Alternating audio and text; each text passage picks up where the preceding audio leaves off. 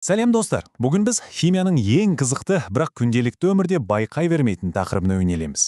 Яғни қышқылдар, сілтелер және оларды бір-бірінен ажыратуға көмектесетін сықырлы заттар, индикаторлар туралы сөйлесеміз. Бұл химия сіз ойлағаннан әлде қайда жақын, әрі маңызды. Кейде ойланып көрдіңіз бе? Мысалы, лимонды тістегенде неге бет-аузымыз тырысып қалады? Ал сабынмен қол жуғанда қолымыз неге соншалықты тайғанақ болып кетеді? Міне осы сұрақтардың жауабы біздің ас үйімізбен жуынатын бөлмемізде жасырынып жатқан қарапайым ғана химияда. Ал кеттік. Бірінші бөлім. Ас үйдегі химия сабағы. Дұрыс естідіңіз. Химия тек зертханада емес, дәл қазір сіздің ас үйіңізде болып жатыр. Қараңызшы. Мысалы, лимон, сирке суы, кір сабын, ас содасы, тіпті анау раковина тазалайтын крот сияқты заттар.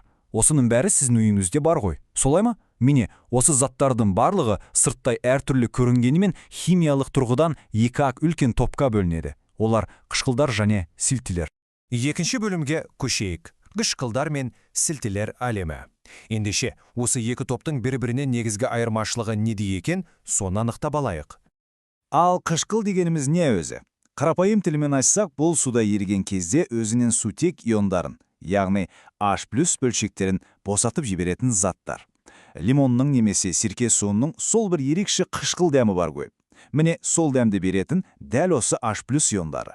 Бұл олардың химиялық қолтаңбасы сияқты. Жақсы, қышқылдарды түсіндік. Ал сілтілер ше? Сілтілер қышқылдарға керісінше. Олар суда ерігенде гидроксид топтарын, яғни OH бөлшектерін бөліп шығарады. Есіңізде ме, сабынның қолға тайғақ болатынын айттық қой. Міне сол тайғақтықты тудыратын осы гидроксид иондарының әсері. Енді мына кестеге қарап, екеуін салыстырып көрейікші. Қышқылдардың дәмі қышқыл, ал сілтілер қолға сабын сияқты майлы, тайғақ сезіледі. Ең басты айырмашылығы әрине химиялық құрамында. Қышқылдар H+ иондарын бөлсе, сілтілер OH- топтарын бөледі. Соның әсерінен қышқылдар металдармен реакцияға түссе, сілтілер керісінше май сияқты органикалық заттарды ыдыратуға бейім. Мысалы, құбыр тозалағыштардың майды ертіп жіберетіні сондықтан. Енді ең қызығына келдік. Егер осы екі жау, қышқыл мен сілті кездессе не болады деп ойлайсыз? Олар бір-бірін бейтараптандырады. Яғни бір-бірінің қасиеттерін жояды. Бұл химияда бейтараптану реакциясы деп аталады. Нәтижесінде не пайда болады дейсіз ғой? Қарапайым ғана тұз бен су. Көрдіңіз бе? Екі күшті зат қосылып, зиянсыз дүниелерге айналды. Керемет емес пе? Үшінші бөлім. Көрінбейтінді көру, индикаторлар. Окей, біз енді теорияны білеміз. Бірақ, бір стаканда мөлдір сұйықтық тұр делік. Оның қышқыл екенін немесе сілкі екенін қалай білеміз? Дәмін татып көруге болмайды, ол анық. Сонда не істейміз? Айталап айтамын, химиялық заттардың дәмін татуға, немесе жай ғана ұстап көруге мүлдем болмайды. Бұл өте қауіпті, себебі күшті қышқылдар да, күшті сілтелер де теріні оңай күйдіріп жібереді. Сонда бізге қауіпсіз жол керек, солай ғой? Міне, осы кезде сахнаға біздің химиялық детективтеріміз индикаторлар шығады. Индикатор дегені не? Бұл қышқылғы немесе сілтілі ортаны көргенде хамелеон сияқты лезде түсін өзгертетін ерекше зат. Олар бізге ешқандай қауіпсіз ақ, мынау қышқыл, ал мынау сілті деп белгі беріп тұрады. Бұл қышқылдық пен сілтілікті өлшейтін арнайы pH шкаласы бар. Осы шкаланың дәл ортасында, яғни тепе-теңдік нүктесінде 7 деген сан тұрады. Егер бір заттың pH деңгейі 7-ге тең болса, ол бейтарап деген сөз. Мысалы, таза су сияқты. Ол қышқылда емес, сілтіде емес. Ал ережесі өте қарапайым. Егер pH 7-ден төмен болса, қышқылдық орта. Сан неғұрлым 0-ге жақындаса, қышқыл соғұрлым күшті болады. Ал егер pH 7-ден жоғары болса, бұл сілтілік орта.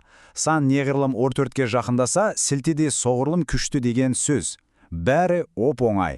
Ал енді мына кестеге назар аударайық, бұл өте маңызды. Мұнда ең танымал индикаторлардың түстері көрсетілген. Қараңыз, мысалы лакмус қағазы қышқылдық қызылға, ал сілтіде көкке айналады. Ал фенолфталеин деген индикатор тек сілтіде ғана әдемі таңқурай түсін береді. Басқа ортада түссіз болып қала береді. Міне әрқайсысының өз сыры бар. Осы кестені білсеңіз болды, кез келген ерітіндінің кім екенін лезде анықтайсыз. Төртінші бөлім. Бұл білім не үшін қажет? Жақсы, осының барын білдік, түсіндік. Енді ең басты сұрақ, сонымен, бұл маған не үшін керек?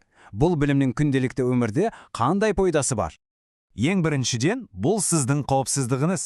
Ойлап көріңізші, Біздің асқазанымыздың өзінде тамақты қорытатын өте күшті тұз қышқылы бар. Ал үйдегі тазалағыш заттардың көпшілігі теріні күйдіретін сілтілер. Олардың не екенін білмесеңіз, қателесіп екеуін аралаштырып жіберуіңіз мүмкін, ал ол өте қауіпті реакция тудырады. Демек, бұл білім сізді күйіктен және басқа да жағымсыз жағдайлардан сақтайды. Сонымен қорытындылайық. Қышқылдар, сілтілер, индикаторлар бұлардың бәрі біздің айналамызда. Химия деген тек ақ қалат киген ғалымдар мен зертхана емес. Химия бұл сіздің ішіп жатқан лимонад, қол жуып жатқан сабыныңыз, тіпті өз ағзаңызда болып жатқан мыңдаған процесс. Осы қарапайым ұғымдарды түсіну айналаңыздағы әлемді басқа қырынан танудың кілті. Енді сізге бір сұрақ. Сіздің үйіңізде тағы қандай қышқылдар мен сілтілер жасырынып жатыр екен? Бүгінгі білгеніңізді пайдаланып айналаңызға басқа көзбен қарап көріңізші. Тоңазытқышты ашып, жуынатын бөлмедегі заттарды қарап өзіңіздің кішкентай зерттеуіңізді бастаңыз. Бұл ойлағаныңыздан да әлде қайда қызықты болатынына сенімдімін.